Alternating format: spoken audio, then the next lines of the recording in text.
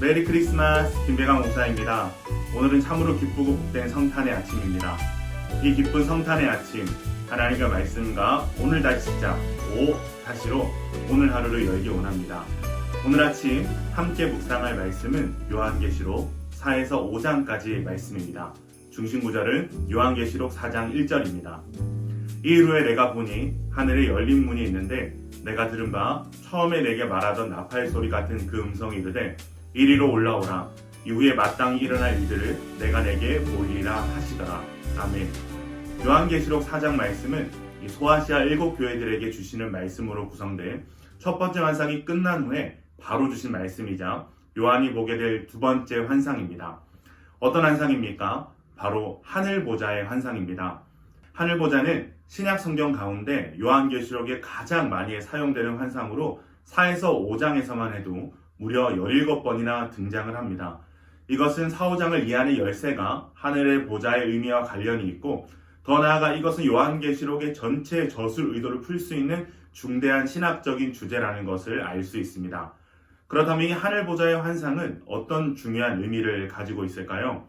그것은 바로 요한과 당시 그리스도인들을 향해 주시고자 하는 하나님의 특별한 위로입니다.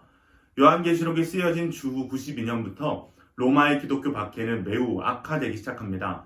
황제 도미티안은 자신의 권좌를 강화하고자 로마 황제를 신으로 섬겨야 한다라고 선포하며 로마 제국의 이름을 영원한 제국, 자신의 이름을 영원한 왕으로 명명하는 등의 우상화 작업을 시작합니다. 그로 인해서 황제 숭배를 거부했던 교회와 그리스도인들은 점점 더 큰 핍박을 받게 되는데, 그 핍박의 내용들이 얼마나 가혹했는지 모릅니다. 일터를 잃기도 하고 재산을 몰수당하고 콜로세움에서 사자밥이 되어 사람들의 구경거리가 되기도 했습니다. 저자 요한의 상황 또한 다르지 않았습니다. 그도 지금 밤모섬에 유배되어 갇혀 있습니다. 이때 하나님께서 요한에게 두 번째 환상으로 찾아오시는 것입니다.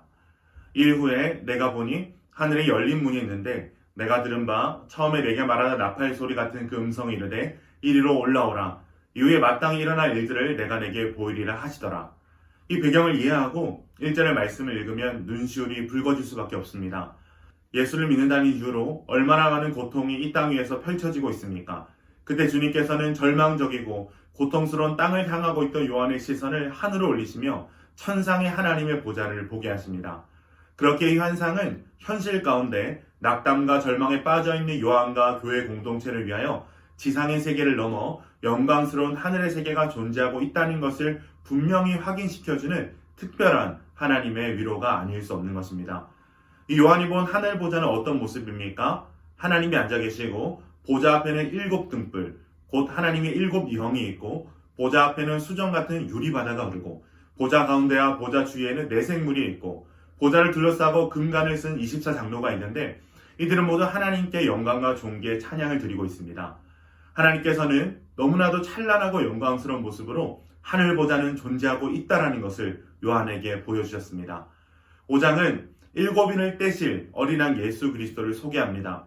하나님의 오른손에 있는 두루마리를 펴고 7인을 떼실 분이 예수 그리스도라는 것은 아주 중요한 의미를 가집니다. 그것은 바로 역사의 진행이 하나님과 예수님의 주권 아래에 있다는 의미이기 때문입니다. 5장에서 예수님은 사자와 어린 양의 모습으로 등장합니다. 사자로 먼저 소개됐지만 이후에 어린 양으로 등장하는 것은 예수님께서 십자가에 죽임당한 어린 양이 되심으로써 승리자가 되셨음을 의미합니다. 즉 어린 양은 사랑과 용서의 예수 그리스도를, 사자는 정의와 심판의 예수 그리스도를 연상시키는 것입니다. 그리고 7인이 떼어지기 전에 24장로들은 향이 가득한 금대접을 가지고 있는데 이 향은 바로 성도들의 기도입니다. 7인이 떼어지기 전에 기도에 대한 언급이 나타나는 것은 의미심장합니다. 이것은 기도가 종말론적 사건들의 진행에 어떤 식으로 영향을 미치는지 확실하게 드러나진 않지만 땅에 사는 성도의 기도는 반드시 하늘로 올라가며 하나님과 어린 양 예수님께서 섭리하시는 종말을 향한 큰 역사의 물줄기가 흐르는 가운데에도 이 성도의 기도는 늘 주님의 관심사라는 것을 우리에게 보여주기 때문입니다. 이 말씀을 성도된 우리가 왜 쉬지 말고 기도하며 구원이 가까울수록 깨어 기도에 힘써야 되는지를 알려주고 있습니다. 9장부터는 십자가에서 피 흘림으로 구원을 이루신 어린 양과 하나님을 향한 찬양이 거듭 나옵니다. 이 찬양의 주제들은 다르지만 어린 양의 찬양받기 합당한 이유는 동일합니다. 바로 구원을 이루기 위해 십자가에서 죽으셨기 때문입니다. 예수님은 십자가에 죽임당하심으로 이기셨고 화평을 이루셨습니다. 그렇게 요한계시록은 성도들 역시 지금 당하고 있는 고난을 이기고 영광에 참여할 것을 요청합니다. 왜냐하면 우리의 고난 끝에 십자가 지신 어린 양 예수님과 함께 영원토록 왕노릇하는 승리의 상급이 있기 때문입니다. 오늘 말씀은 고난받는 성도들에게 주시는 하나님의 특별한 위로입니다. 예수를 믿는 자들에게는 반드시 고난과 핍박이 있습니다. 당시 로마 제국의 박해로 인해 교회는 불태워졌습니다. 성도들은 삶의 터전을 잃어버리고 핍박과 조롱을 받아야만 했으며 순교까지 각오해야 했습니다. 그때 절망 가운데 있던 요한을 하나님께서 부르십니다. 이리로 올라오라. 그리고 이 땅에서의 고난과 슬픔 뒤에 우리가 장차 누릴 찬란한 하늘의 영광을 보여주십니다. 그리고 그곳에 자정에 계시는 하나님과 어린 양 예수님 앞에는 장로들이 들고 있는 성도들의 기도가 있었습니다. 사랑하는 성도 여러분, 이것이 하나님께서 주시는 성도의 특별한 위로인 줄 믿습니다. 비록 이 땅에서 고난받고 어려움을 겪는 것이 우리의 삶이라고 할지라도 주께서 우리의 고난을 기억하시며 고난의 긴 터널 끝에 십자가의 죽으심으로 승리하신 어린 양 예수님과 함께 누리게 될 찬란한 하늘 보좌가 있다라고 말씀하십니다.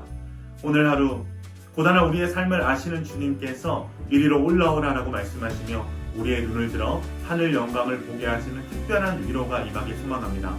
그리고 그 놀라운 위로가 오늘을 믿음으로 살아가게 하는 큰 힘이 되기를 주님의 이름으로 축원합니다.